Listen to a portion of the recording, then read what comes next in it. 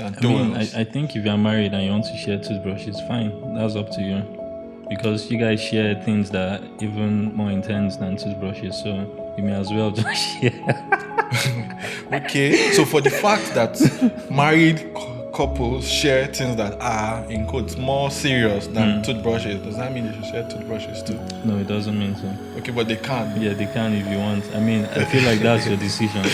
Okay.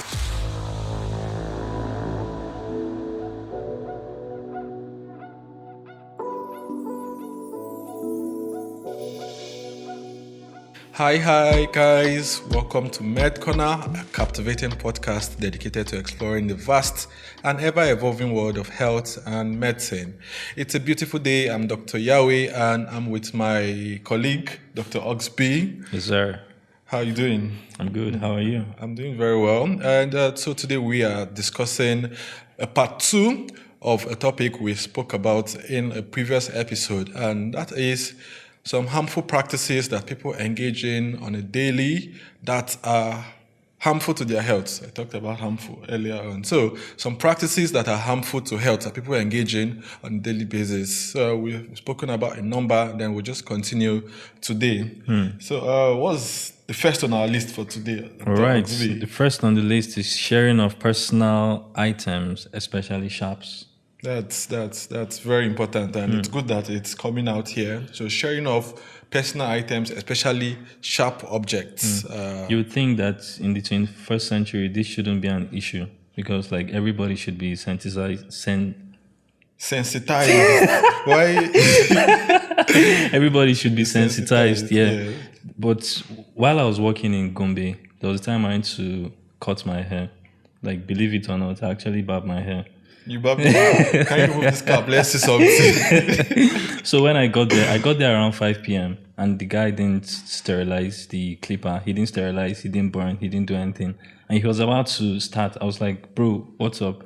And I was like, are you not going to sterilize it? He was like, there's no matches, there's no lighter. I was like, so what has been happening since morning? And he told me that that's how they had been. Like, since morning, they've been cutting people's hair like that. And I was really surprised. So I had to talk to him and, like, educate him. Hope that made you get a clipper, though. Oh, I'm sorry, you don't need it because there's no hair on your head. Wow. But I mean, I always encourage people to get their own clippers because especially people that barb very frequently. Yes, because clipper is a sharp object, and then it's one way that a lot of diseases like viral hepatitis can be transmitted. Sharing of sharp objects, not just clippers, razors, and even for the females, there's this sharp object they use to loosen their hair. I'm not sure of what the name in English is, but I'm sure people know that. They use it to cut their hairs. Even when making it, they use it to create those parts, those patterns and the rest. So it's very important that people desist from sharing objects like this, not just sharp objects, but even objects Toothbrushes too. Toothbrushes. Now, this is a controversial topic. I'm sure you know where I'm going headed to. So what do you think about people in relationships? Yeah. That it's marriage, that it's siblings, sharing toothbrushes and towels. I think if you're married and you want to share toothbrushes, fine. That's up to you. Because you guys share things that are even more intense than toothbrushes, so you may as well just share.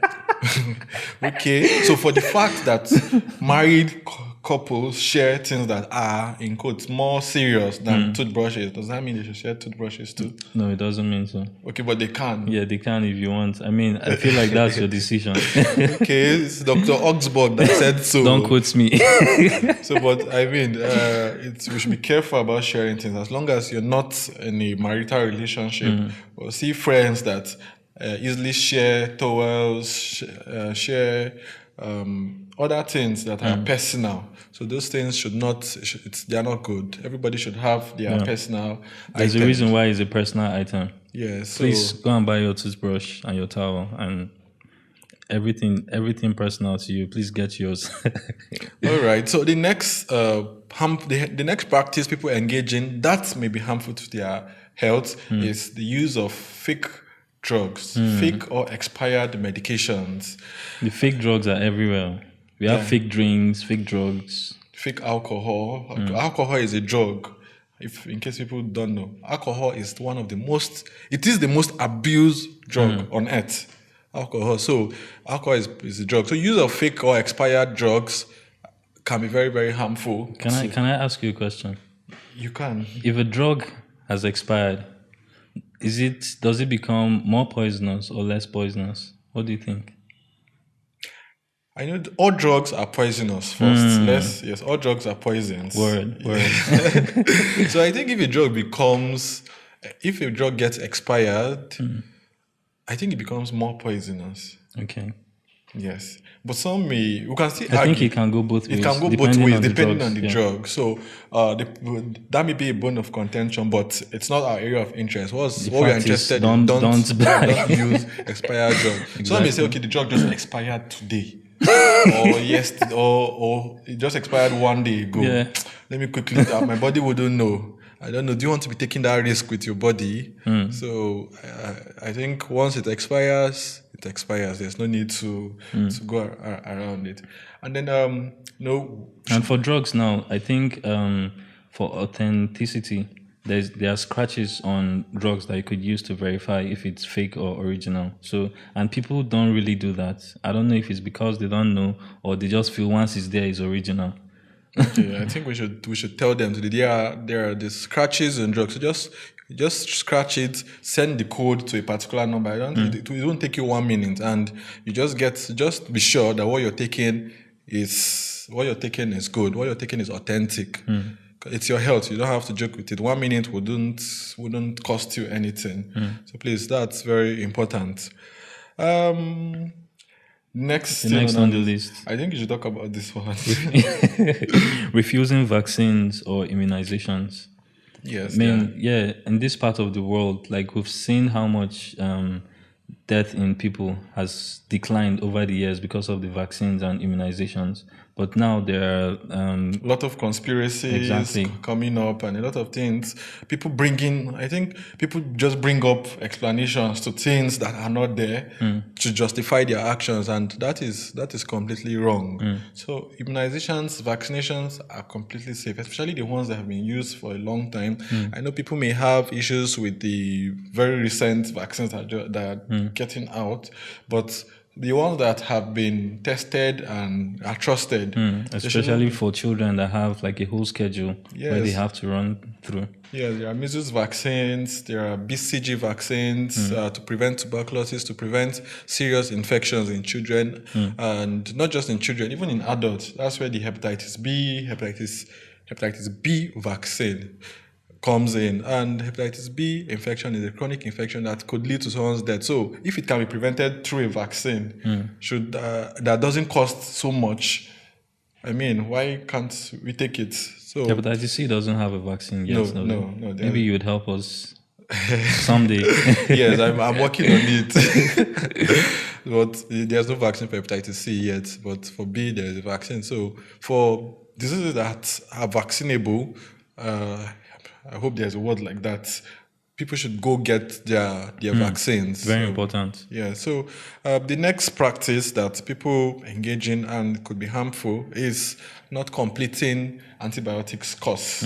The doctor has prescribed an antibiotics for you to take for 7 days, and you've taken for the first day, you've taken for the second day, and the third day, and you get better. I don't need it anymore. I don't need it. So the person that prescribed it for 7 days doesn't know what he's doing. So guys, take your antibiotics, especially as prescribed by the physician. Always complete the course. Yes, and it's not just the antibiotics were not prescribed for 7 days or 10 days to torment you or to torture you. It is because you need to complete it. And if you don't complete it, issues like antimicrobial resistance can come up. I think you talked about this in a previous episode. In one of the previous episodes, we talked about antimicrobial resistance. You don't want to need a drug sometime in future, and they give you that drug, and it's not going to work for you. Why? Because in the past you've abused it. Abusing drugs doesn't only mean you're taking the drug in excess. Yes, in excess prescription. It also means that you're taking it you're taking an underdose of it. That's an underdose because it was prescribed for 7 days and you're taking it for 2 days. So make sure you complete your. I mean, these microorganisms causing all these diseases, they are beings, and I feel like they are intelligent beings. For them to be able to come up with the resistance and all, I mean, it should tell you something that these are intelligent beings, Yeah. and if you are not careful with them, they would overpower us. That's why we keep fighting them, and they keep coming up with ways to go around The same thing the applies treatment. to mosquitoes or the plasmodium parasite, which causes malaria. I'm sure growing up you've heard of medications like chloroquine and quinine and all of those things that are not really so in use now. You must have asked yourself, what happened? Yeah. What happened? Because the plasmodium parasite developed resistance again, became intelligent, found a way to say, oh, this is chloroquine, I'll do like this and it's not going to affect me. And do you know what? That even with the ACTs that we're having today, all the artemether, lumefantrine medications that people, I think Sometimes you still see people like coming down with malaria and or what? still feeling like they are not really. You've taken it and you're not getting well. What's happening? Resistance too. Because some people took it somewhere and they didn't complete it. And it's now. So there's how this resistance thing work. That the fact that you're taking it, it's not only going, the fact that something was prescribed and you didn't complete it, in future or in some coming weeks, years, that resistance may not only develop in you, it may also develop in people around you. So it's not just, it's not like we love you so much. Well, we also love ourselves. That's why we are advising.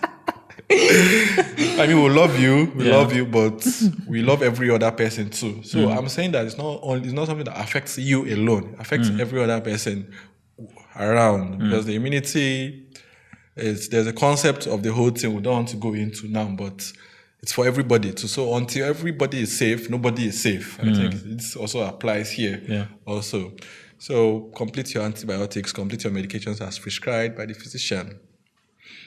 So the next thing on the list is practicing unsafe sex. I mean, we've had an episode where we talked extensively about unsafe sex. Yeah.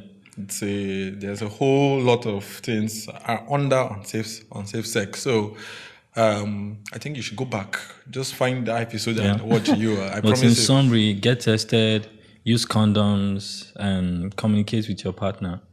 Thank you very much, Dr. Oxby. So what do we have next? Using of skin bleaching products.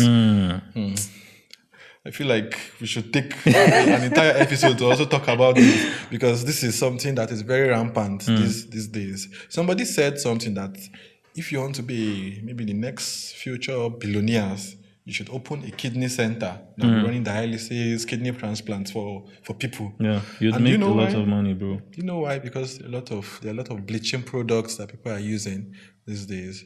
People are not comfortable in their skin.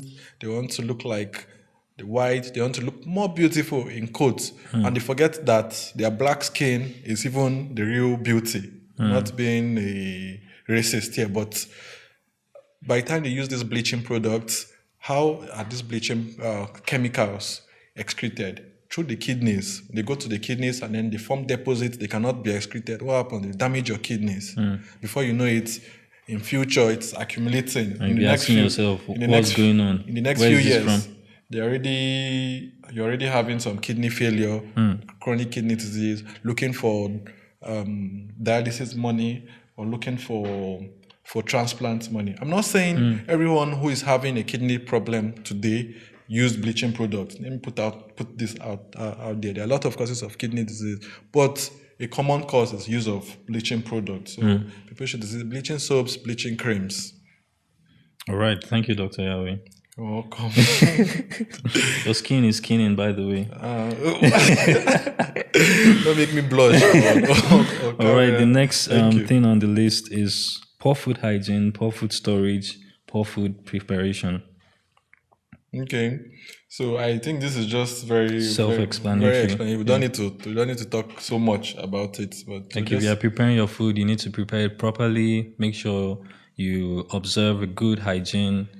if you're storing your food, store them properly, because people don't just think storing food is just putting it somewhere. But people that have like liver problems, they could have liver problems just from poor food storage, like the aflatoxins from Yes. those Yeah. things. Yeah. Those vegetables, particularly, that will go to the market to buy, and then you just come.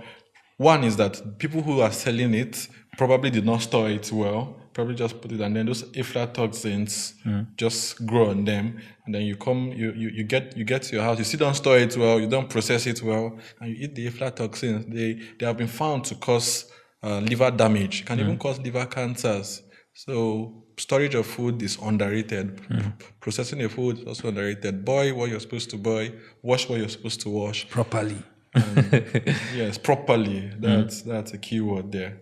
So the last, but not the least, which is also very important. And for me, I've been found I'm guilty of this sometimes because I mean, growing up. You love swallow.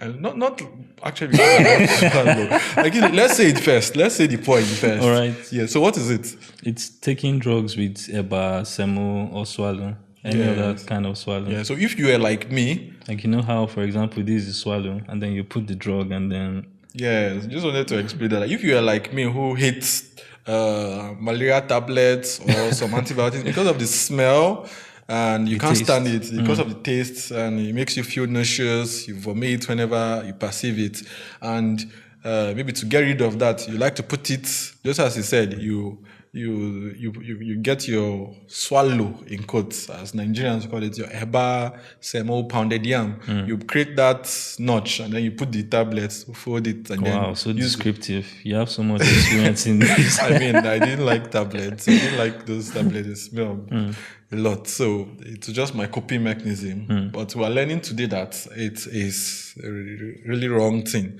to do. It's a harmful thing to do. And so can you give us a reason why it's harmful? Why? Because are you against my happiness? Are you against my happiness that you don't want me to? Yeah. You just want me to throw up from taking the tablet. So why is it wrong? There are different places or different segments where this is wrong.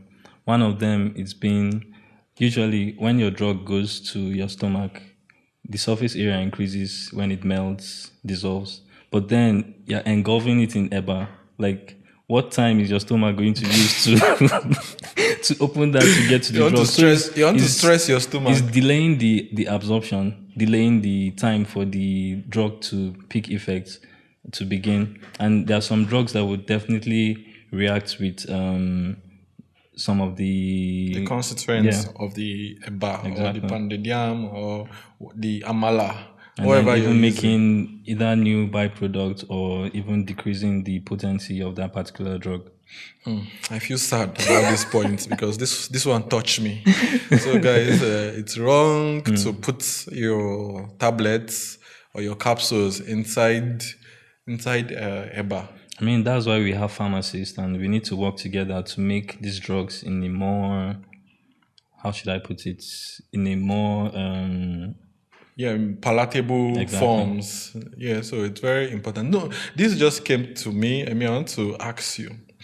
No, you didn't. You may not have thought about this, but how about mothers that use? Because I remember my mom also did this. How about mothers that use maybe juice to dissolve a tablet in it?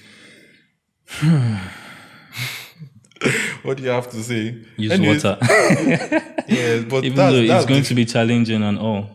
yes, because I mean, it might not be completely. It might still be completely okay, but I mean, it depends on the depends drugs. on yes, and depends on the drug. Depends on what you're using. What kind of juice? What kind of syrup are you using to dissolve it? Some may have an effect on it, and some may not. But so just research on whatever you want to use.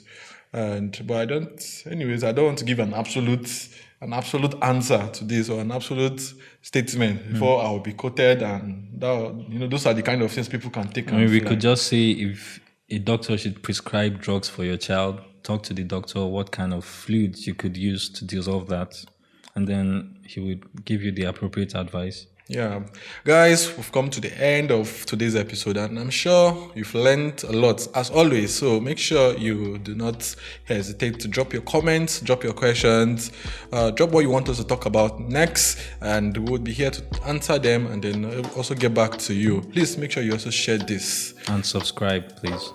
Thank you very Thank much. you, guys. Until next time, bye.